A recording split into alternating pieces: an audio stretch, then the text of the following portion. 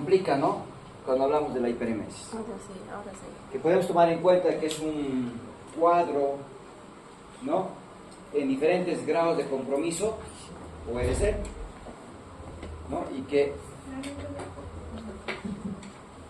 lógicamente, ¿no? Tiene un abordaje también distinto, ¿listo? Es muy importante eso, poder reconocer el tema de la emesis y la hiperemesis. Entonces, es muy común que la embarazada vomite. Si ustedes se acuerdan, cuando habíamos hecho referencia al capítulo de diagnóstico de embarazo, había síntomas, signos, ¿no? De presunción, probabilidad y certeza. Y cuando hablábamos de presunción habíamos dicho, ¿no? Náuseas y vómitos. ¿Y por qué vomitaba la embarazada? Había un factor, ¿no? Que lo habíamos relacionado al aumento de las hormonas, ¿no? De ellas la HCG. Pero también vamos a ver que hay otras hormonas como el estrógeno, como la progesterona, que también están vinculadas, ¿no? A ese incremento que se da en el embarazo y que favorezcan, ¿no? Que la paciente empiece a vomitar. Entonces es normal encontrar que la embarazada vomite, ¿no es cierto? O es común, no digamos normal, es frecuente, es común ver que la paciente embarazada vomite. De tal manera que cuando hablamos de emesis, entonces nos referimos justamente, ¿no? A los vómitos. ¿Qué es la emesis gravídica? Es la presencia de náuseas y vómitos que se van produciendo en el embarazo, ¿ya? ¿Cuándo se dan más? Principalmente, ¿no? En horas de la mañana, ¿ya? Y es un aspecto que lo tenemos que siempre asumir, que la embarazada empieza a vomitar, ¿no? Relacionado a muchos factores y entre ellos el aspecto hormonal es muy importante. Razón por la cual vamos a ver el comportamiento de hormonas, cómo determina también el hecho, ¿no? De la emesis. Náuseas y vómitos en el embarazo, emesis. Ahora, si la embarazada que está con náuseas y vómitos empieza a deshidratarse o a tener problemas de nutrición, hablamos de la hiperemesis. Por tanto, hiperemesis es cuando hay pérdida de peso mayor al 5%, o cuando hay un desequilibrio, ¿no? Hidroelectrolítico. Y cuando hablo de desequilibrio hídrico, tengo que ver signos de deshidratación, ¿no es cierto? Clínicamente. Entonces, si tengo deshidratación, si hay electrolitos alterados, o si la paciente ha perdido peso, ya tengo que hablar, ¿no es cierto?, de hiperemesis. Y ahí estamos ya hablando de un cuadro más grave, ¿no? Eso es lo más importante, saber diferenciar entonces emesis de la hiperemesis. Estamos viendo de que ambos tienen vómitos y tienen náuseas. No hay un número.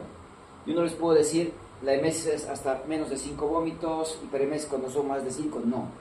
Si tengo signos de deshidratación, si la paciente perdió peso, y ahí tengo que sacar un estimado, ¿no? Un porcentaje, más del 5%, o si tengo laboratorios que demuestran un desequilibrio electrolítico, ya mi diagnóstico tiene que guiarse hacia la hiperemesis, ¿no es cierto? Bueno, causas, lo que hemos hablado hace rato. Las hormonas son la principal causa. Ustedes me han dicho, no, la HCG. Sin embargo, también se ha visto que el estrógeno y la progesterona aumentan y pueden favorecer también a los vómitos. Por ejemplo, es importante considerar que la progesterona relaja, ¿no es cierto?, el músculo liso. Y si se relaja el músculo liso, ¿eso cómo va a repercutir en el peristaltismo? Lo vuelve más lento. El peristaltismo, ¿no es cierto?, se ve afectado entonces, haciendo un retardo, ¿no?, en el tránsito intestinal, por ejemplo. Afecta al estómago, por tanto va a provocar que el estómago no se vacíe adecuadamente y el alimento permanezca más tiempo en el estómago. Y si se relaja el esófago, favorece, ¿no?, que el contenido del estómago suba, ¿no?, hacia el esófago, favoreciendo a una regurgitación que también puede terminar con el vómito, ¿no es cierto? Entonces, las hormonas también van a contribuir, ¿no? Lo propio se hace mención, ¿no?, que la ACTH también participa, pero de ellas la más importante es la HCG. Si ustedes se acuerdan, la HCG la producía el tromboblasto, ¿no?, el sincicio tromboblasto. Y la HCG tenía un comportamiento especial. Empezaba a ya recolectarse o a detectarse, ¿no?, a la semana, hemos dicho, ¿no?, de embarazo, y empezaba a subir de manera brusca, duplicaba cada 48 horas. Duplica. O sea, hay un aumento súbito de la HCG. El cuerpo no se adapta a este aumento brusco de la HCG y empieza a vomitar. Pero llega un pico, ya llega una meseta. Y el nivel más alto de HCG la vamos a encontrar alrededor de las 13 semanas. Y decimos un promedio, ¿no es cierto? Alrededor de las 13 semanas encontramos el pico y se va a mantener más o menos estable hasta alrededor de las 16 semanas. Después la HCG empieza a bajar y se va a estabilizar y se va a mantener en un rango, ¿no es cierto?, que es elevado, pero no tan marcado como se había producido, ¿no?, al principio. Y de esa manera se va a mantener la HCG, ¿no?, durante el resto del embarazo. Razón por la cual encontramos este descenso más o menos hasta las 20, máximo hasta las 22 semanas. Este comportamiento me va a ayudar a comprender un poquito el cuadro de hiperemesis, puesto que este pico lo observamos entre las 5 a 6 semanas y ya empieza a ser muy marcado el incremento. Razón por la cual, ¿cuándo se ven más los cuadros de emesis o la hiperemesis? Se ve en etapas tempranas. Las pacientes empiezan a tener náuseas y vómitos justamente en las 5 o 6 semanas. Si bien a la semana ya se eleva la HCG, la detectamos, pero empieza a duplicar, hemos dicho, alcanzando niveles ya altos a las 5 o 6 semanas y ahí empieza la clínica, ahí empieza a vomitar. Pero empieza, ¿no es cierto?, a vomitar, y donde más se ve los cuadros de emesis y hiperemesis es alrededor de las 13 semanas. Entonces cuando nos toque ver emesis o hiperemesis, o tiene 10 semanas, 11 semanas, 12 semanas, pero está ahí cerca de las 13 semanas, ¿ya? Es donde más incidencia encontramos del cuadro de emesis y la hiperemesis. Para el Schwartz, deberíamos hablar de hiperemesis y emesis solo hasta 16 semanas, porque después de ese tiempo hay que pensar en otras causas que pueden provocar el vómito, porque establece ese nivel tan elevado, ¿no?, del HCG hasta ese periodo. Sin embargo, las NACs nos van recordando que podríamos hasta 20, incluso hasta 22 semanas, poder todavía hablar de hiperemesis o emesis, considerando que el HCG todavía no sigue elevada y recién se está estabilizando en esta etapa. Entonces, me llega una paciente, 36 semanas, está con náuseas y vómitos. ¿Voy a establecer diagnóstico de hiperemesis? No corresponde. Pues que está vomitando, es que hay que buscar otras causas que provocan vómito, ¿no es cierto? Hasta una hito alta, una pielonefritis puede provocar vómitos. Un cuadro de pancreatitis, apendicitis, colecistitis, una migraña puede provocar vómitos. Vómito no es sinónimo de emesis o hiperemesis. Sin embargo, hay que pensar, ¿no es cierto?, que cuando se presenta una etapa temprana, tengo que plantearme como una primera opción la hiperemesis, ¿no es cierto? Entonces, ¿hasta cuánto podríamos esperar una hiperemesis? Hasta 20, máximo 22 semanas para poder establecer el diagnóstico. 23 semanas, 28 semanas con vómitos, busquemos otro diagnóstico, ¿ya? Pero es muy variable, es decir, un autor me dice un parámetro, otro me dice otro parámetro y ahí quedamos confundidos, ¿no es cierto? Cada uno va dando su opinión desde su punto de vista. Sin embargo, cabe mencionar, entre las 5 a 6 semanas se empieza ya a presentar el cuadro de hiperemesis. Encontramos ¿no es cierto?, un pico, una mayor incidencia alrededor de las 13. Si un autor me dice entre 12 y 14, estamos hablando alrededor de las 13, no hay contradicción.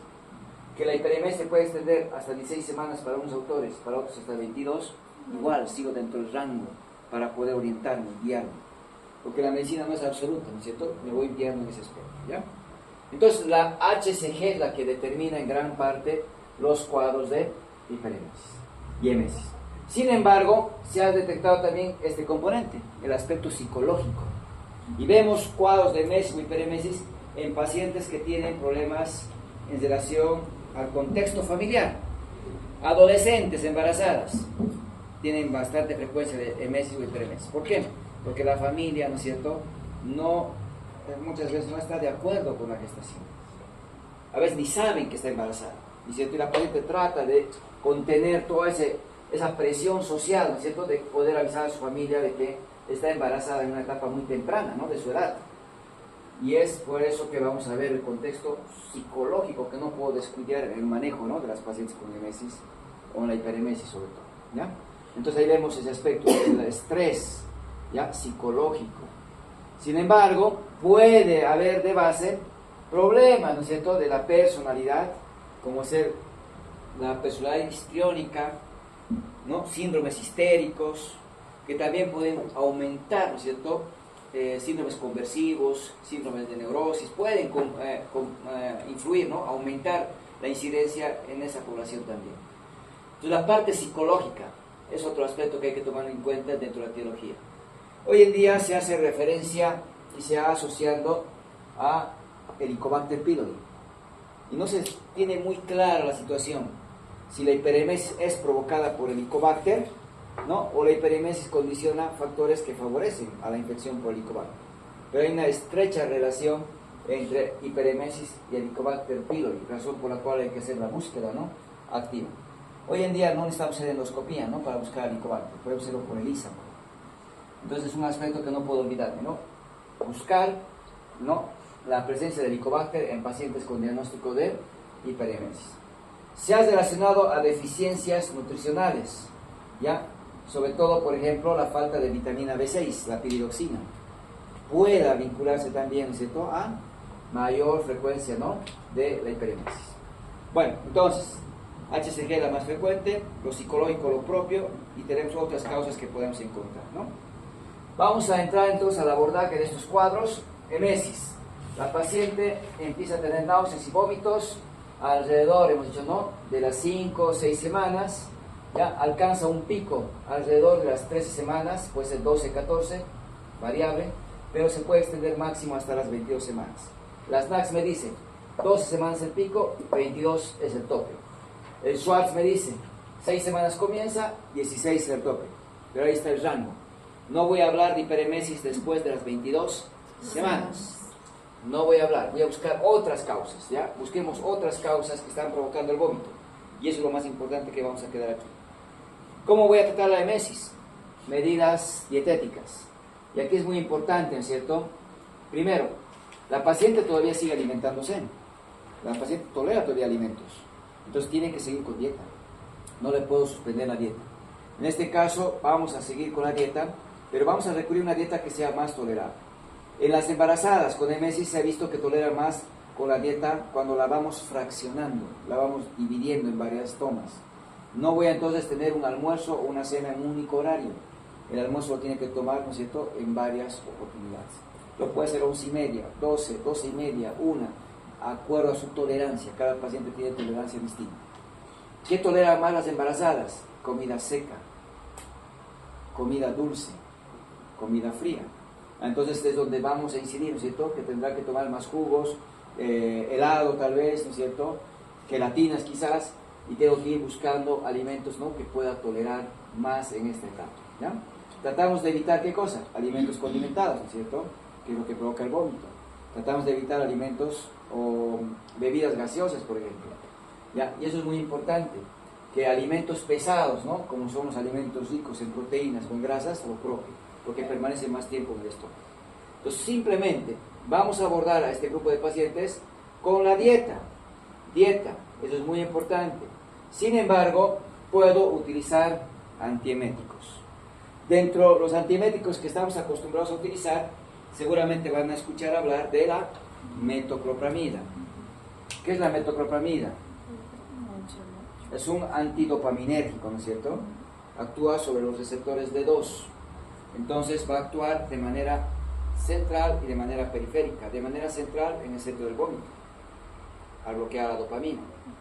Pero de manera periférica actúa justamente en el esfínter esofágico inferior. Aumenta el tono del esfínter esofágico inferior. Por tanto, no hay reflujo y no hay vómito.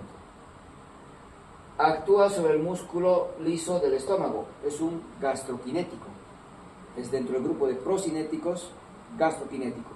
Si el peristaltismo se acelera en el estómago, ¿qué favorece? El vaciamiento gástrico, y ayuda a que haya menos permanencia del alimento dentro del estómago, ¿no es cierto? De tal manera que ese contexto entonces me ayuda a entender por qué lo denominamos, ¿no?, antiemético a la metoclopramida. Entonces, si consideramos la metoclopramida, es un antiemético, sí, ¿no?, procinético, gastroquinético, ¿no?, que actúa sobre todo bloqueando receptores D2, ¿no?, receptores dopaminérgicos. Es un antagonista de la dopamina.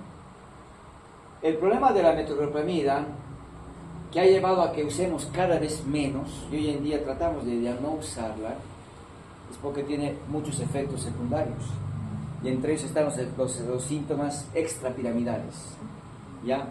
hay pacientes que acuden a la consulta con trismos, por ejemplo, o temblores, ¿ya? Y eso ha hecho que cada vez, ¿no es cierto?, tratemos de usarla menos para evitar esas molestias, ¿no?, que pueda provocar a las pacientes, ¿ya? Los síntomas extrapiramidales, que son contracturas, que son temblores, que corresponden a trismos incluso, ¿no?, ha hecho que cada vez menos utilicemos. Sin embargo, todavía sigue en nuestro arsenal y utilizamos metoclopramida, 10 miligramos vía oral cada 8 horas. La metoclopramida habitualmente la debíamos utilizar 15 minutos antes de la ingesta de un alimento. Pero si estamos hablando de que la paciente no va a tener horarios ahora, va a comer a cada rato y poco, ¿no es cierto?, entonces no le puedo dar 15 antes del alimento, sino en horario, ¿no? Le damos vía oral cada 8 horas. Sin embargo, puede aumentar la frecuencia dependiendo, ¿no?, la tolerancia.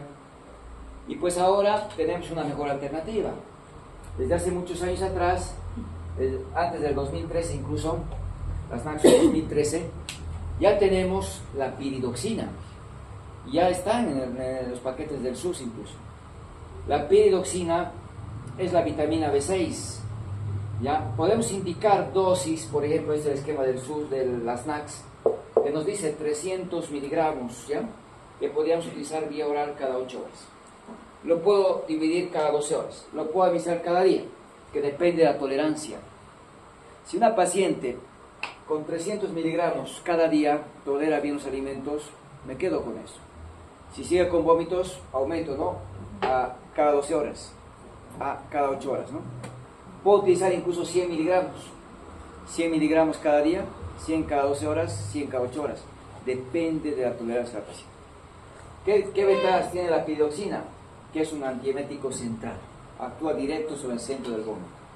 ¿Ya? Por tanto, no tiene efectos, ¿no?, adversos que nos deba preocupar en la gestante. Primero, que todas las vitaminas son clase A en la FDA, no están contraindicadas. Y segundo, que actúa de manera directa, ¿no?, bloquea el centro del vómito. Por tanto, tiene muy buena respuesta la paciente. Deja de vomitar. La puedo utilizar también intramuscular. Vienen ampollas también. Y la puedo utilizar 300 miligramos una ampolla intramuscular cada día. Depende mucho, ¿no?, la comodidad posológica, como queramos aplicar, ¿no? Si no está tolerando bien la vía oral, pues podemos utilizar también por la vía intramuscular. Y bueno, entonces, la emesis no es nada difícil, no es un cuadro difícil, ¿ya? Voy a usar la dieta y voy a ir después a los antieméticos. Vamos a hablar que hay más antieméticos más adelante, que lo tenemos que estudiar. La hiperemesis.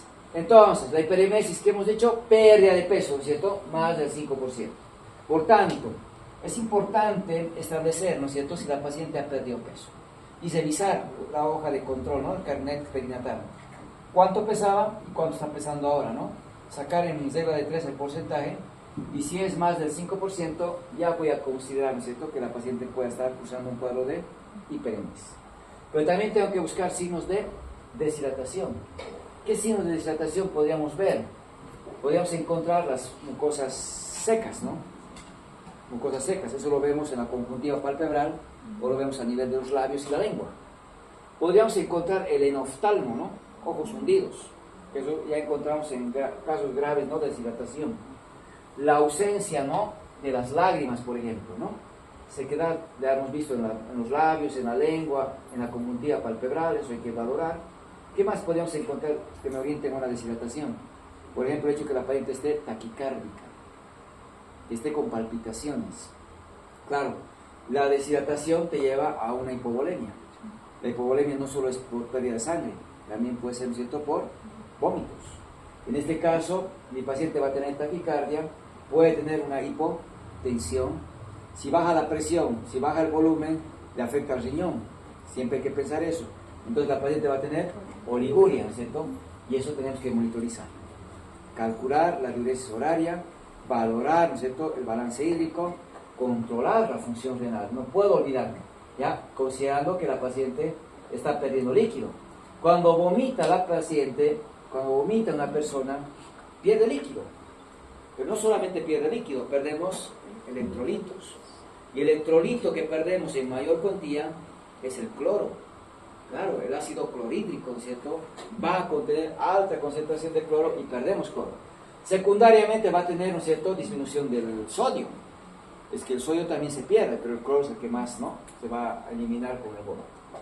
Y obviamente tendrá que haber pues cierto grado también, ¿no?, de reducción del potasio y otros electrolitos, ¿no? Pero principalmente los que se ven más afectados, ¿cuáles son? El cloro y el sodio, ¿ya? Razón por la cual ahí decíamos, ¿no?, el desequilibrio hidroelectrolítico, ¿no? Y bueno, esto va a ir progresando, va a llevar complicaciones, como vamos a ver más adelante, problemas de tipo hepático, de tipo renal, va a llevar neuritis periférica. Lo más grave que podemos encontrar son las encefalopatías, ¿ya? Que eso también lo vamos a mencionar. Deficiencia de tiamina, el síndrome de Wernicke, ¿no?, que puede progresar incluso hasta un Korsakoff. Es que seguramente lo han debido llevar eso en problemas hepáticos cuando hablaban de cirrosis, ¿no es cierto? El Wernicke-Korsakoff. Pero también se ha visto en las pacientes con hiperemesis que pueden cursar con este problema porque van perdiendo vitaminas y entre ellas, ¿no?, la tiamina, la vitamina B1. Cuando disminuye, ya me provoca, ¿no es cierto?, problemas de tipo encefálico, ¿no? La encefalopatía de Wernicke asociado ya a la hiperemesis, entonces hay que tomar en cuenta. Y bueno, entonces, hay muchas maneras de poder abordar ya la hiperemesis. Hay cuadros, hay tablas, hay diferentes grados de compromiso, dependiendo del autor. Aquí vamos a tomar en cuenta 3 etapas, ¿ya?, para hacerlo más sencillo.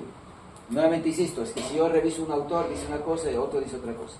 Aquí vamos a tomar en cuenta lo que Schwartz nos va recomendando en 3 periodos o 3 etapas.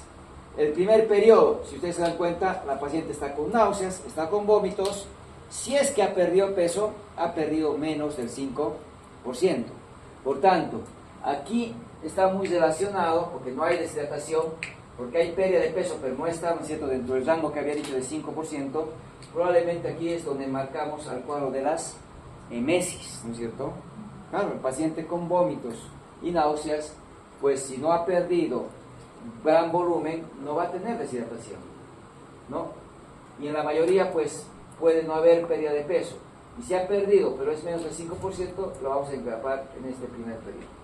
¿Ya qué pasa cuando pierde el 5% hasta el 10%? Es toda la clínica que hemos mencionado hace rato, de deshidratación, ¿no es cierto?, con la oliguria, el enoftalmo, la taquicardia, hipotensión, la ausencia de lágrimas, todo lo que hemos ido mencionando, ¿no es cierto? Aquí es el cuadro florido de la hiperemesis.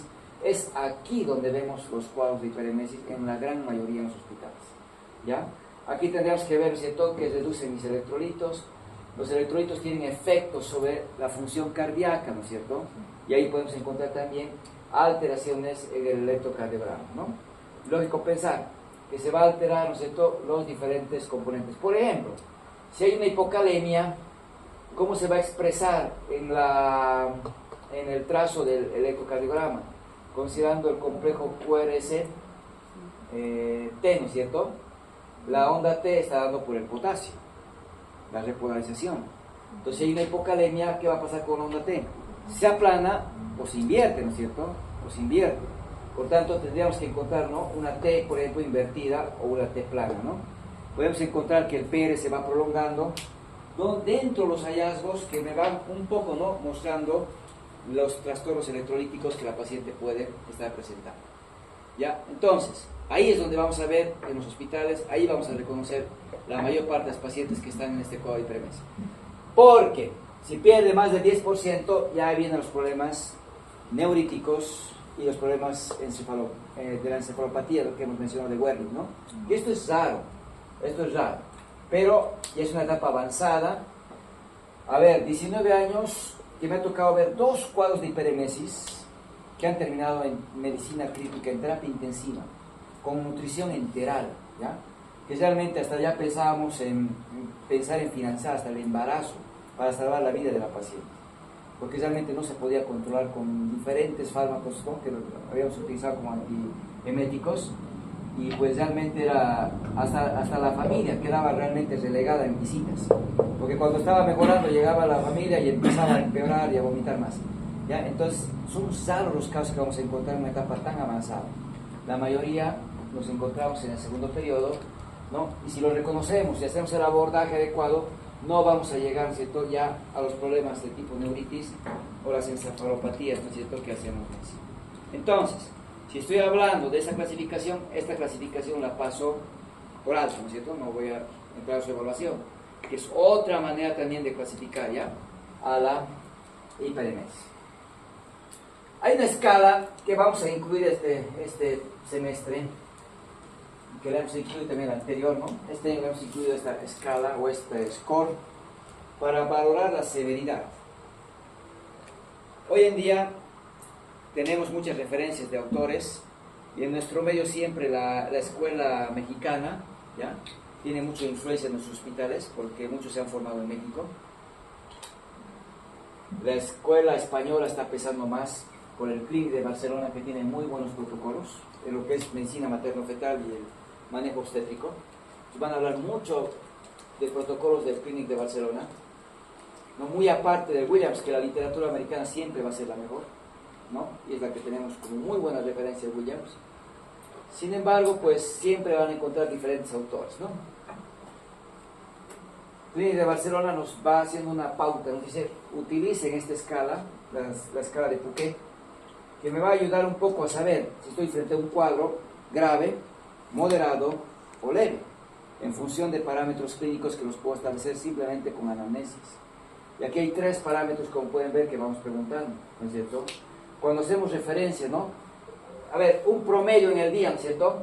¿Cuánto tiempo la paciente siente náuseas? Que es un poco difícil de establecer, pero se le va dando pautas en esta escala, ¿no es cierto? Menos de 1 hora, entre 2 a 3 horas, 4 a 6 horas, más de 6 horas, estableciendo, ¿no?, un tiempo que va a estimar la paciente. Si ella me dice, por ejemplo, que está más o menos unas 4 a 6 horas de las 24 con náuseas, ¿cuánto de punto le vamos a dar? 4. ¿Cuántas veces vomita usted más o menos en promedio cada día? Tratado de establecer una cantidad. Si me dice que vomita 4 veces día, ¿cuánto de punto le voy a dar? 3, ¿no es cierto? Ahora, previo, ¿no es cierto?, precediendo a los vómitos vienen las arcadas, ¿no es cierto?, que ahí también tendríamos que establecer un promedio que la paciente pueda estimar, y si la paciente me dice que hay 3 o 4 veces, le damos 3. Sumamos, ahí tengo 10 puntos, ¿no? Con 10 puntos me estaría frente a un cuadro, ¿no es cierto?, moderado de la hiperemesis.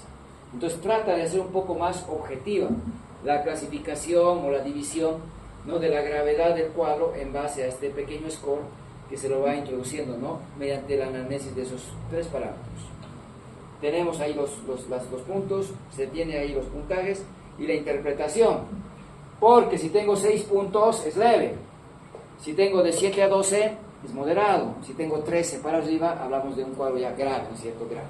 Y es lo que trata, ¿no?, el Clínic de poder guiarnos en la clasificación, ¿ya? No todos los vómitos son hiperemesis, eso habíamos dicho hace rato. Entonces empecemos a buscar diagnóstico diferencial. Claro, es que el diagnóstico no va a ser tan difícil si llega después de las 22 semanas. Pero llega una paciente embarazada de 15 semanas y está con un cuadro de apendicitis, y dentro del cuadro de apendicitis hay vómitos, ¿o no? Claro, hay vómitos.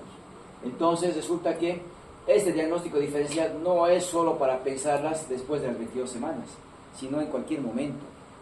Frente a una paciente con vómito y está embarazada, claro que voy a pensar en un diagnóstico de hiperemesis, porque es muy común, pero tengo que buscar estas otras causas que también pueden provocar vómitos. No solo después de las 20 semanas, en cualquier momento. No se olviden que la embarazada puede tener cualquier afección, ¿no es cierto? Bueno, entonces, ¿dónde vemos mayor cantidad de cuadros asociados al vómito? Cuadros digestivos. Y ahí están las pancreatitis, la colecistitis, la gastroenteritis, ¿no es cierto?, que están vinculadas a hepatitis. Entonces hay un montón de cuadros que podemos agruparlos dentro de este grupo, hasta la obstrucción intestinal. Pero es que cada cuadro tiene, ¿no es cierto?, una clínica característica que me tiene que ayudar a reconocer, ¿ya? Y eso es muy importante. Por ejemplo, si tengo una paciente que está con ausencia de eliminación de heces por más de 3 días, tiene distensión abdominal, está con vómitos tardíos, fecaloideos, ya tiene dolor abdominal, tiene una distensión asimétrica del abdomen, lógico que voy a pensar en una obstrucción intestinal baja, probablemente como una causa, ¿no es cierto?, por toda la clínica que he mencionado. ¿Ya? No voy a encesarme en que ahora porque está embarazada de 15 semanas está con vómito de sus hiperemesis o emesis. No, la clínica me está indicando, ¿no es cierto?, que es una obstrucción intestinal baja. Y es por eso que en la embarazada es un poco complejo, porque los cuadros no son tan típicos, porque el útero crece, el útero provoca cambios en diferentes estructuras, ¿no? Una apendicitis, por ejemplo, ahí vamos a recordar, ¿no es cierto?, algunos aspectos, unos tips, cuando seguramente hemos avanzado, ¿no? La cronología de Murphy, ¿no?, que me ayuda a diagnosticar apéndice inflamado. ¿Cuáles son los componentes de la triada de Murphy? ¿Cuáles son? Fiebre. Dolor abdominal. Luego, náuseas y vómitos, ¿no? Y en la secuencia, si la paciente tiene náuseas y vómitos antes que el dolor, ¿voy a pensar en apendicitis? No. Cuando hablamos de cronología, no solamente hablamos de la migración del dolor, sino hablamos, ¿no es cierto?, de que primero va a presentar el dolor y seguido de eso va a haber las náuseas y los vómitos, ¿no es cierto? Entonces ahí tendríamos que recordar de inicio que la paciente con apendicitis lo más seguro es que va a tener esta triada, ¿no?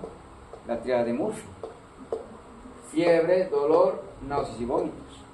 Cronología de Murphy: primero dolor, luego las náuseas y los vómitos. Y el dolor que empieza en el epigastrio, que va al mesogastrio y se va a la fosa ilíaca derecha. Que eso es raro que encuentren en el hospital, porque si no sería fácil diagnosticar apendicitis. Pero cuando hay esa evolución de migración, se conozco fácil la apendicitis inflamada. Pues ahí tienen que recordar la paciente que más tiene: hiporexia, ¿no? Hiporexia. Y ahí recordarán todos los signos apendiculares que han aprendido, ¿no? Lenander, Chutro, Robson, McBarney, obturadores, signo del Barquinazo, todos los signos que han aprendido, son cerca de 50 que nos han enseñado en la facultad. Pues no necesito 50, por lo menos aprenderé unos 6 o 5, ¿no? Pero bien aprendidos, porque tengo que aprender a reconocer, ¿ya? Y eso es muy importante. Hay pacientes embarazadas que tienen también problemas de apendicitis. Es que por las náuseas y vómitos voy a pensar que es emesis, hiperemesis. Sí, tienes que pensar, pero busca y hace el diagnóstico diferencial. Ahí les han enseñado la escala de Alvarado también, ¿no?, que les ayuda a sospechar. Hay muchas escalas, hay muchos abordajes que se pueden hacer en apendicitis, ¿no? Pancreatitis. Seguramente paciente con antecedente de haber ingerido, ¿no?, una gran cantidad de lípidos, ¿no?, grasas, porque alcohol es raro ver una embarazada con alcohol. Hoy día hemos tenido una embarazada que ha venido realmente en estado alcohólico, ¿no?, con intoxicación alcohólica, porque era de la calle, estando embarazada y llega así. Pues es posible, ¿no?, que pueda haber pancreatitis también en una embarazada, ¿por qué no? ¿Ya? Y ahí seguramente tenemos que ver lo mismo, ¿no? La clínica de la pancreatitis, la clínica de la hepatitis, la clínica de patología biliar, ¿no? Busquemos patologías y hay que descartar. Es lo más importante, es lo más difícil en la medicina, hacer diagnósticos diferenciales, ¿no?, y descartar las causas. Genitourinarios. Esto es bien común. Las embarazadas llegan con fiebre, náuseas y vómito, pero asociado a eso seguramente tiene que haber disuria, colaquiuria, tenesmo vesical. Que tendría que ser puñopercusión positiva. Puntos ureterales, por el útero que crece tal vez no siempre lo podemos evaluar, porque el útero ocupa espacio, ya no me permite hacer la valoración, pero la puñopercusión lo puedo hacer y reconocer una infección del tracto urinario alto, ¿no es cierto? Y la ITU alta lleva asociado náuseas y vómitos, y no es hiperemesis, ¿no ven? Eso es muy importante. Quiste de ovario torcido, raro es ver un quiste de ovario torcido en una embarazada, es raro, pero hemos tenido quistes, ¿no? Incluso al hacer la cesárea sacamos el ovario y ahí ha estado torcido, que nadie se dio cuenta. ¿Por qué? Por las contracciones del útero, que le provocaban dolor, y nos enmascaró pensando que ese dolor era solo por contracción y no era porque el quiste ya se había torcido. Y vemos muchas cosas, ¿no?, que nos encontramos de sorpresa. Y bueno, pero hay pacientes que vienen con intenso dolor, ¿no es cierto? No hay contracciones, la ecografía nos mostrará pues una imagen, ¿no? Y aquí vemos cuando un quiste es más de 8 centímetros, ya pensamos que el riesgo de torsión es altísimo y debe ser tratado de manera quirúrgica. Es que antes se utilizaba 5 centímetros como criterio para hacer cirugía, un quiste. Hoy en día no. Los quistes no se operan. Salvo el quiste sea muy grande, 8 centímetros, y tengas riesgo de torsión. Ahí sí se opera. 8 centímetros es el criterio que se utiliza y pues ahí habría que pensar. Miomas. Los miomas son tumores benignos del útero, ya, son tumores benignos del útero que pueden provocar síntomas y algunos no, depende. Esto lo vamos a ver al final del semestre cuando vemos. Hay miomas submucosos, intramurales y subserosos. Hay miomas que pueden provocar sangrados, los submucosos. Hay miomas que provocan compresión, los subserosos. El problema de los intramurales es que como el útero tiene mayor irrigación, tiene mayores cambios, y los miomas también pueden crecer si son hormonodependientes, tienen cambios, degeneraciones. Y hay una degeneración que acompaña al embarazo, la degeneración roja. Y esa degeneración roja se acompaña de intenso dolor. Y va acompañado de síntomas de irritación peritoneal, que pueden provocar náuseas y vómitos. Entonces, no es tan fácil, ¿cierto? Decir náusea y vómito es emesis y peremesis. Hay que descartar todo esto. Todo esto. ¿Ya? Una paciente con complicación de la diabetes, ¿no? La cetoacidosis, tiene náuseas y vómitos. Pacientes hipertiroides pueden tener náuseas y vómitos. Hipertensión intracraniana, náuseas y vómitos. No hay náuseas. Aquí hay vómitos. Vómitos explosivos, vómitos a chorro, que se no ve. No precedía de náuseas. Aquí los tumores cerebrales, ¿qué están haciendo? Ocupando espacio. Entonces, ¿será que una embarazada puede tener tumores cerebrales? Puede tener. ¿Por qué no? Y si la paciente viene vomitando, puede ser, ¿no es cierto?, por esa hipertensión intracraniana. Y ahí recordaré, pues entonces, la triada de la hipertensión intracraniana. ¿Cuál era? Cefalea intensa, ¿no? Vómitos en cohete, dice, ¿no? A chorro, dice, ¿no? No hay náuseas. La paciente vomita, dice. Y en el examen de fondo de ojo, el edema de papila, dice, ¿no? Y esa triada me ayuda a pensar en hipertensión intracraniana. Obligado a buscar, ¿no es cierto?, en un ataque, alguna lesión que ocupe espacio. Obligado a buscar una lesión que ocupe espacio. Es que ese vómito es de gravedad, ¿no es cierto? Si no diagnostico, imagínense que haya tenido un ACV hemorrágico y hay un hematoma que está creciendo, provocando hipertensión intracraniana. Y por eso está vomitado, ¿no? Síndrome de Meniere, laberintitis. Si alguien ha tenido laberintitis, sabe realmente, ¿no es cierto?, nos empieza a girar la cabeza, vómitos, ¿no es cierto?, náuseas y vómitos. Y seguramente aquí tendríamos que ver, ¿no?, que va siguiendo a la evolución de un cuadro de otitis, ¿no? Antecedente de un cuadro faríngeo puede complicarse con otitis media y complicarse con una laberintitis. Salud. Entonces todo eso hay que ir valorando, ¿ya? Migrañas. Las migrañas son muy frecuentes en las mujeres. Es una cefalea de origen vascular. Pero es que generalmente la migraña va precedida de aura, ¿no? No siempre. Pero si va precedida de aura, la reconozco. Porque empieza a tal vez escuchar zumbido en el oído, tal vez empieza a ver fotopsias, ¿no? Y empieza la cefalea. Y vienen los vómitos.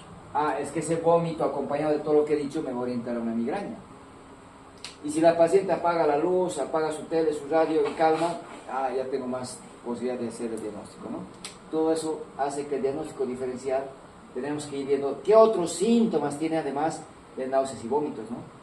Pues si la embarazada solo tiene náuseas y vómitos, claro que me voy a ir a la emesis y me voy a ir a la hiperemesis, ¿no?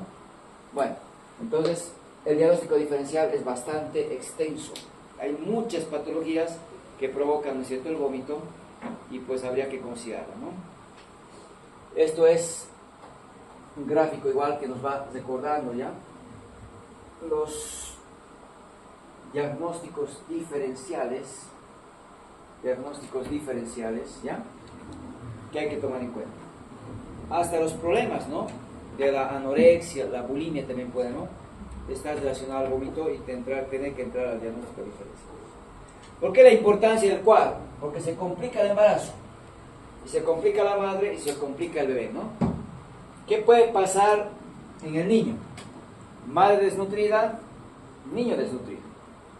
Entonces va a haber una restricción de crecimiento intrauterino. La restricción de crecimiento intrauterino es cuando el peso del feto, ¿no?, está por debajo del percentil 10, de acuerdo a curvas, de acuerdo a tablas que tenemos, que el ecografista, ¿no es cierto?, nos va a poder interpretar y nos va a dar ese dato, ¿no? El niño no está nutriéndose adecuadamente, ¿no? Hay restricción de crecimiento precoz, hay tardía, hay una serie de divisiones. Simplemente restricción de crecimiento. Bajo peso al nacer. Cuando nace ese niño no corresponde al peso que debía tener de acuerdo a las tablas, ¿no?, que se puede considerar. O en casos muy extremos que el feto se muera, ¿no? Se puede llevar al óbito, puede llevar a la muerte fetal. En la mamá, esa hipovolemia hemos dicho que va a afectar ¿a quién? Riñón.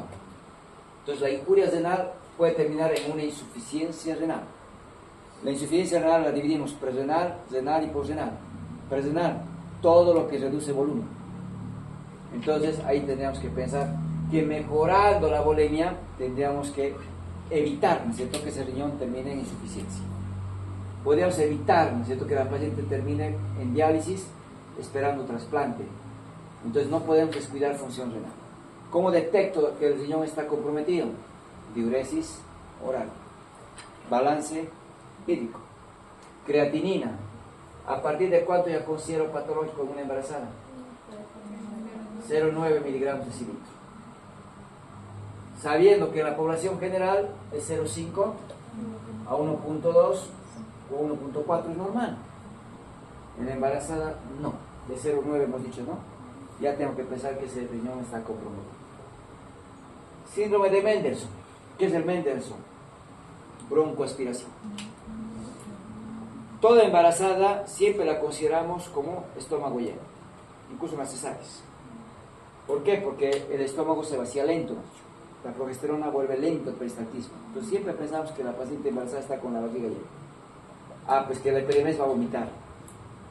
Y si se altera su estado de conciencia por el estado de hipovolemia, por la deshidratación, se puede broncoaspirar. Y ese es el mayor problema que siempre tenemos miedo, ¿no?, en la embarazada, que es el broncoaspira. Wernicke, hace rato hemos dicho, ¿no? ¿Qué provocaba el Wernicke? Deficiencia de la tiamina, hemos dicho, ¿no? Vitamina B1. El Wernicke entonces va a tener alteración de la conciencia, va a tener oftalmoplegia y puede tener neuropatía periférica. Esto es lo que constituye el síndrome de Wernicke. En etapas avanzadas llega al Korsakoff, donde ya tiene alucinaciones la paciente. Entonces puede llegar a ese extremo, ¿no es cierto?, en casos muy raros, y está descrito, ¿no?, en el caso de la hiperemesis. ¿Qué es el Mayory-Weiss? Desgarros, ¿no?, de la mucosa esofágica. Cuando hay vómitos muy enérgicos, ¿no?, muy intensos, muy fuertes, ¿no? Entonces se provoca una laceración de la mucosa del esófago y se va a manifestar como hemorragia digestiva alta. Va a haber hematemesis y va a haber melenas, ¿no?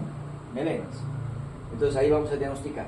Hay pacientes que vienen con un sangrado no bien profuso, que obligadamente tiene que ir, ¿no?, a gastroenterología para ser resuelto, ¿no?, mediante endoscopía digestiva alta, ¿no? Entonces eso es muy importante. De conocer el caso de Mayory-Weiss como una complicación, ¿no?, que se puede dar en la mano. Rara vez ese contenido ácido va a provocar una úlcera esofágica que termina perforando el esófago y que me lleva a una mediastinitis, ¿ya?, y que tiene una elevada mortalidad, ¿no es cierto? Entonces muy rara vez se ve en el síndrome de Borja, ¿no?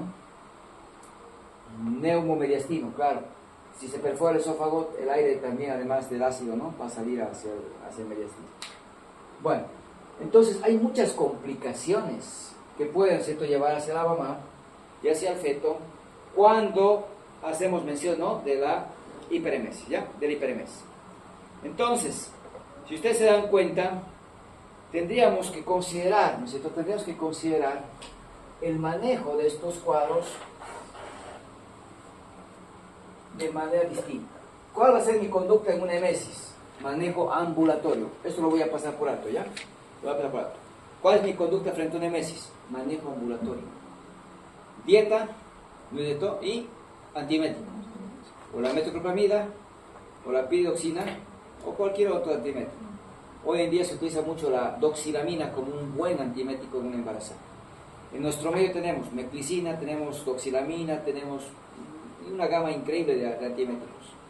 Pero ¿cuál vamos a utilizar? Piridoxina, metoclopramida o la doxilamina, ¿ya? No se trata de utilizar los últimos fármacos o buscar lo más raro, ¿ya? Sino tener uso del fármaco que ya ha sido utilizado la embarazada y que muestra ser efectivo, ¿ya? Eso es muy importante. Entonces, hay medidas no farmacológicas, la dieta. Sin embargo, hoy en día se va incluyendo, ¿no es cierto?, el jengibre, que se puede consumir de manera, ¿no es cierto?, natural, o bien ya tenemos hasta comprimidos, ¿no es cierto?, que me pueden ayudar un tanto para atenuar los síntomas de las náuseas y vómitos en la embarazada, ¿ya?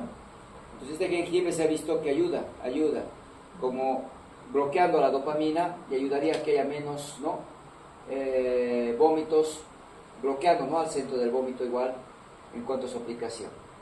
Piridoxina, ya la hemos mencionado. La metoclopramida, ya la hemos mencionado. Son los fármacos que quiero que se acuerden de momento, ¿ya?, en relación al manejo de la emesis, El resto lo vamos a ir viendo más adelante. ¿Puedo utilizar antiácidos? Sí, podríamos utilizar antiácidos. En caso de que la paciente, ¿no?, empiece a tener un dolor en el epigástrico, quemante, urente, que ya me empieza a mostrar compromiso, ¿no?, a nivel gástrico, podríamos utilizar. En la embarazada, ¿cuál vamos a utilizar? Antiácidos como el hidróxido de aluminio o hidróxido de magnesio, no habría ningún problema de utilizar. Cuidado con los inhibidores de la bomba de protones. De aquí, ¿cuál es el que más utilizamos habitualmente? Omeprazol. Omeprazol contraindicado en el embarazo. No lo voy a usar, ¿ya? Está contraindicado. Sin embargo, de ese grupo, hoy en día tenemos, ¿no?, el pantoprazol. Podríamos utilizar 40 miligramos vía oral cada día. ¿Ya? 40 miligramos vía oral cada día. Pantoprazol. No usamos habitualmente el lasoprazol, pero el pantoprazol sí lo tenemos a disponibilidad y lo utilizamos en la embarazo. Está descrito como categoría B, ¿ya? Lo que sí tengo que acordarme es que el omeprazol no, porque pertenece a la categoría C.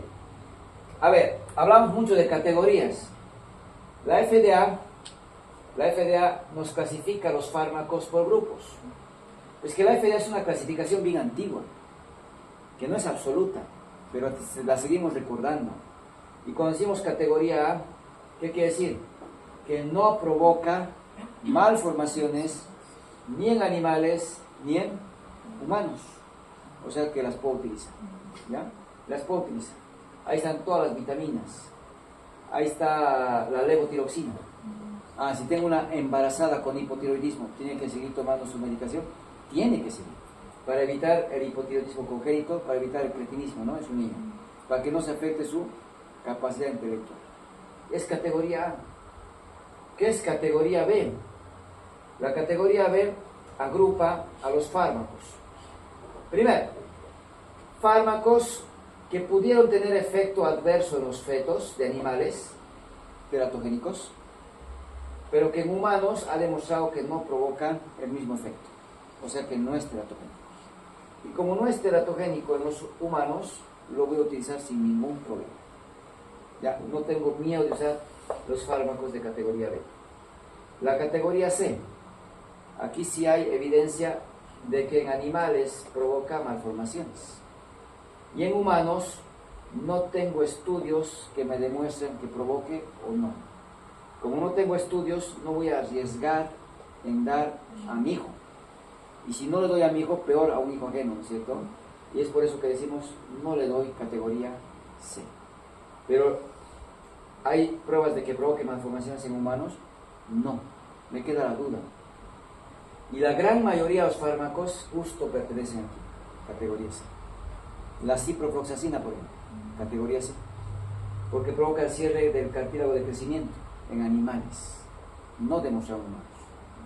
¿Le voy a arriesgar a un humano darle ese medicamento? No. Salvo el beneficio sea mayor que el riesgo. Mi paciente tiene una infección severa. Ahora está en riesgo la paciente. me sale resistencia a todo, menos a la 5. ¿Qué tengo que hacer? Utilizar. Riesgo-beneficio. Aquí el beneficio todavía supera al riesgo. O sea que van a ver, a embarazadas hemos dado ciprofloxacina, sí, hemos dado muchas embarazadas. Y aparentemente no les ha provocado efectos. Probablemente de aquí a un tiempo cambie, ya no sea C y pase a ser B y se la utilice. El metronidazol. El metronidazol era categoría X. ¿Qué es la categoría X? No se da a la embarazada por ningún motivo. Malformaciones. El riesgo supera el beneficio. Entonces de ninguna manera le doy medicamentos en X. Y el metronidazol era X. De ahí cambió a B. De ahí vieron el primer trimestre de riesgo. Actualmente el metronidazol es categoría B durante todo el embarazo. No provoca malformación. Ha ido cambiando en el tiempo. Entonces son fármacos que nos van dando pautas, ¿ya? Categoría D son cuando hay malformaciones en animales y hay malformaciones en humanos. De preferencia no damos.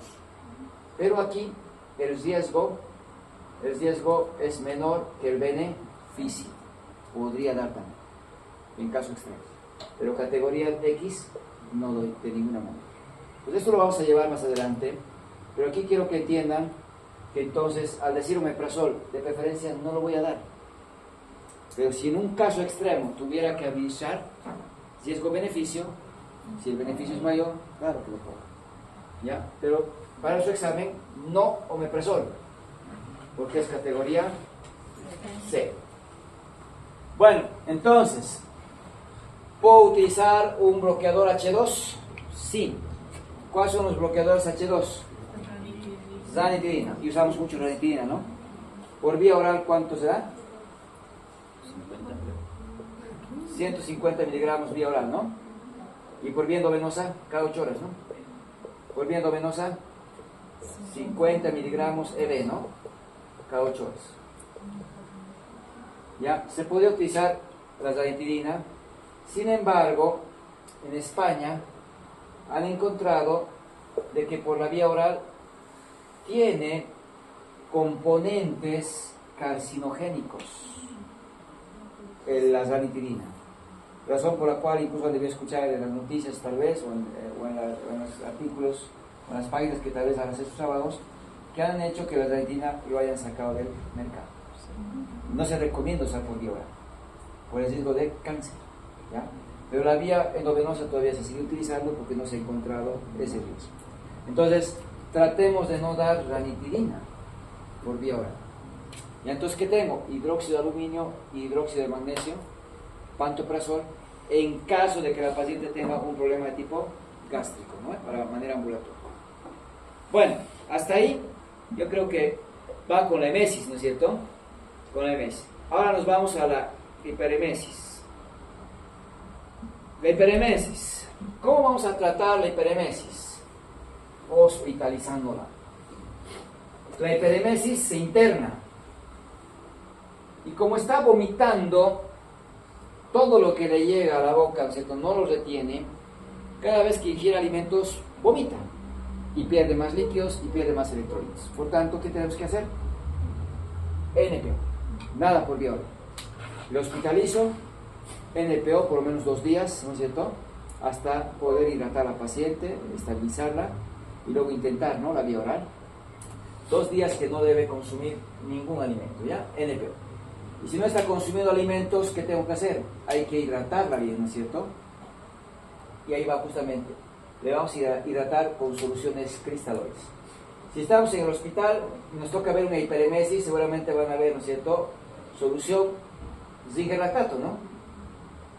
Lactato de 1000. Solución seguramente fisiológica de 1000. Solución dextrosa, y generalmente les gusta asociar, ¿no? De 5% de 1000, ¿no? ¿Para cuánto tiempo? 24 horas. ¿Por qué no le doy solamente un Zinger lactato de 1000 para 24 horas? ¿Por qué le doy 3 litros y no 1000? Por requerimiento mínimo. Porque está en EPO Y debo cubrir el requerimiento basal, ¿no es cierto? Hídrico, el requerimiento mínimo que dice Marco. Entonces ahí viene el razonamiento. Ustedes cuando estén en el internado ya empiecen a jugar a ser médicos. Tengo una paciente que está con ITU, tolera bien la vía oral, ¿necesito colocarle 3 litros? No. Necesito una solamente solución, puede ser fisiológico para vía, nada más. Porque ahí voy a administrar medicamentos. ¿Ya? Entonces ahí va. Pero si está en EPO, tengo que cubrir ese requerimiento basal, ¿no? Lo mínimo de agua que una persona requiere, ¿cuánto es? Me dicen de 30 cc a 50 cc kilo peso, ¿no? Otros me dicen 40 a 60 cc también, ¿no? Kilo peso. Tomaré 30 y 50 cc kilo peso. Promedio, 40 cc. Promedio de una persona, si no sé cuánto pesa, 70, ¿no? Si yo multiplico 40 por 70, 2.800 cc. Ah, por ahí salen los 3 litros. Con esto le cubro lo mínimo que necesita. Si le pusiera 1.000, lo voy a seguir deshidratando. Más todavía, ¿no es cierto? Porque no le estoy dando el aporte que necesita. Y como le he suspendido la vía oral, no puedo olvidarme eso. Si tengo NPO, lo mínimo que tengo que decorar es cubrir el requerimiento basal. Si tengo una paciente que pesa, lógico, por ejemplo, 60 kilos, ¿cuánto necesita? 2.400 cc, ¿no? Y ahí pueden calcular tal vez 2 litros y 500 de otra solución, ¿no? Pero eso es basal, eso es lo mínimo. Si le doy 3 litros, ¿qué problema? Si hay un exceso lo va a orinar, ¿no es cierto? No se olviden eso, pero no le puedo dar menos. Si le doy 2 litros, no estoy cubriendo lo mínimo, ¿ya? Entonces eso es lo más importante, cubrir lo mínimo, ¿no es cierto? Cubrir lo mínimo. Y de esta manera es que manejamos las hiperemesis, ¿ya? 3 soluciones. Generalmente utilizamos el lactato de inicio por el tema de que el lactato se convierte en bicarbonato, me actúa como un buffer, ¿no? O tampón, porque la paciente me puede entrar en acidosis, ¿no? Bueno, ¿qué más vemos? Habitualmente a cada solución le colocamos 2 ampollas de complejo B. Eso es muy común ver, 2 ampollas de complejo B. ¿Qué tiene el complejo B de componentes?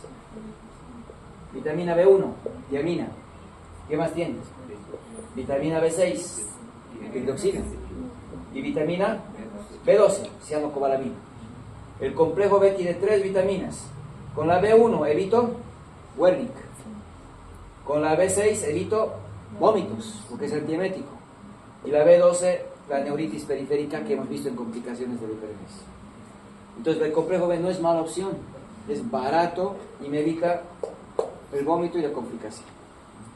¿Ya? Sin embargo, hoy en día tenemos piridoxina y lo usamos, lo que les he dicho hace rato. 300 miligramos cada día puedo usar. Puedo utilizar 300 cada 12 horas. Puedo utilizar 100 cada 8 horas. 100 cada 12 horas, dependiendo la respuesta. La piridoxina es específico para antiemético, ¿no? Antiemético. Y se pone en complejo B, también sirve. 2 ampollas de complejo B. ¿Qué van a ver? Le van a ver cómo la bolsa está envuelta, o la solución está envuelta con una bolsa negra. Y su equipo de venoclisis igual, debe estar con una bolsa negra. Porque la vitamina B, el complejo B, es fotosensible. Se inactiva con la luz. Si va a estar en el frasco, que esté tapado, ¿no? Y es por eso que lo envuelven así, ¿ya? Bueno, ¿qué más? Metoclopramida. Una ampolla EB cada 8 horas. Bueno, si quiero dar metoclopramida, metoclopramida. Quiero usar piridoxina, piridoxina. Uno de los dos. ¿Ya? Uno de los dos. Está en EPO. Quiero evitar úlceras de estrés, ¿no? Quiero evitar problemas gástricos. ¿Qué debe dar? Ranitidina. 50 miligramos EB cada 8 horas. Ah, EB puedo utilizar, hemos dicho. Puedo utilizar, ¿ya? ¿Quiero utilizar pantoprazol? ¿Puedo utilizar o no? Sí, puedo utilizar pantoprazol. 40 miligramos EB cada día, ¿no? Cada día, ¿ya? Y bueno, hay que descartar otras causas y sobre todo hay que hacer balance hídrico y control de diuresis horaria, ¿no? De diuresis horaria. Otro buen antiemético que les había mencionado, no necesito que apretan todos los antieméticos, sino los que estoy mencionando. ¿Cuál era? La doxilamina. La doxilamina, ¿ya? La doxilamina es muy buena alternativa. 10 miligramos vía oral cada 8 horas. La doxilamina es un antagonista H1. En nuestro medio ya vienen combinados. Por ejemplo, viene doxilamina más piroxina. Piroxina bloquea el centro del vómito, ¿no? Y la doxilamina es antiemético igual. Ambos son muy buenas opciones, pero vienen ya combinados. Y si viene separado, doxilamina también podríamos utilizar. ¿Ya? Pantoprazol hemos dicho, ¿no? 40 miligramos día, puedo utilizar igual que el omeprazol, ¿no? 20 cada día, 20 cada 12 horas, también lo puedo utilizar. Depende mucho, ¿no? La respuesta que tenga la paciente. ¿Qué tengo que pedir? Electrolitos, no se olviden, ¿no? Siempre hay que pedir los electrolitos por el desequilibrio que hemos mencionado, ¿ya? Un antiemético que lo van a escuchar y lo han debido ya tal vez ver es el ondansetron. Es uno de los mejores antieméticos que existen. Es más, lo utilizamos en pacientes con citostáticos, con quimioterapia, pacientes con cáncer. Ya, realmente los efectos secundarios de la quimioterapia es a veces insoportable con la propia paciente. Vomita mucho. El ondansetron es muy bueno. El problema del ondansetron es que está contraindicado en el embarazo. No se da en embarazo. Sin embargo, nos dice, en caso, ¿no?, extremo, donde no tengo otra alternativa y no me ha respondido ningún antiemético y la paciente ya está en estado, ¿no?, comprometido, podríamos utilizar riesgo-beneficio. Pero sin embargo, tratemos de no pensar en ondansetron en el embarazo, ¿ya? 8 miligramos CB puede ser, ¿no es cierto?, cada 12 horas. Cada 12 horas. Esa es la recomendación. Piridoxina, metoclopramida, doxilamina, es lo que tenemos que aprender, ¿ya? Como antieméticos. El resto son estudios que me respaldan, que me demuestran ya cómo vamos a utilizarlos y cómo están clasificados, ¿no?, los diferentes grupos. Esto no necesitan aprender. No necesitan aprender. Sin embargo, algunas cosas que hemos ido mencionando, ¿no? ¿Cómo actuaba la metoclopramida? Bloqueando receptores D2, ¿no? Dopamina. ¿Cuáles eran los efectos que me perjudicaban? Extrapiramidales, ¿no? Los temblores, lo que era, ¿no?, los trismus, espasmos, ¿no es cierto?, que pueden haber en la cara, en el cuello, la lengua, ¿no? Y aquí me va describiendo un poco para que lo conozcan y profundicen, ¿ya? Pero cada día utilizamos nosotros metoclopramida y piridoxina, ¿ya? Doxilamina también es una muy buena opción que tenemos actualmente para la emesis. Y en la hiperemesis, hospitalizar. ¿Listo? Bueno, vamos a quedar aquí. Vayan,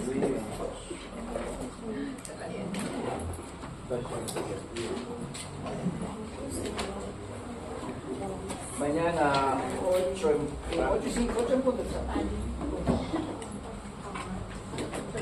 Mañana 8 en punto. Vamos.